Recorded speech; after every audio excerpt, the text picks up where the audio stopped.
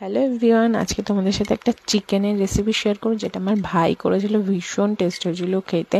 তো আলুগুলোকে ফার্স্টে এরকম ভেজে নিয়েছি লাল লাল করে, তারপরে নিয়েছিল ও গোটা গরম মশলা দিয়ে দিয়েছিল। আর একটু বেশি করে তেলটা দেবে, তাহলে ভালো হবে খেতে।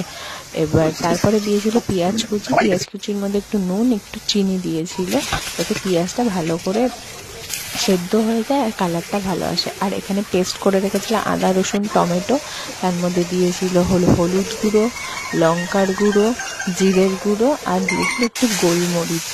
তো ভালো করে কষিয়ে তারপরে দিয়েছিল মাংসটা। এবার মাংসটা দিয়েও অনেকক্ষণ কষিয়েছিল। আর এর মধ্যে অ্যাড করেছিল গরম জল। ঠান্ডা জল দেবে না, পাশে একটু ভালো করে ফুটিয়ে গরম জল করে নেবে, তাহলে মাংসটা খুব টেস্ট হয়। তো ভাজা আলুগুলো দিয়ে এবার আরও ভালো করে কষাবে।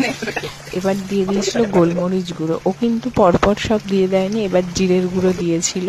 তারপরে দিয়েছিল এই গরম জল দিয়ে ভালো মতো কষিয়ে গরম মশলা আর ঘি দিয়ে নামিয়ে নিয়েছিল। ভীষণ টেস্ট হয়েছিল। তোমরাও বাড়িতে ট্রাই করো রেসিপিটা। যদি ভালো লাগে ভিডিওটা, তাহলে কী করতে হবে, লাইক কমেন্ট শেয়ার করতে হবে। তো রেসিপিটা কেমন লাগলো জানিও আমাকে কমেন্ট সেকশানে।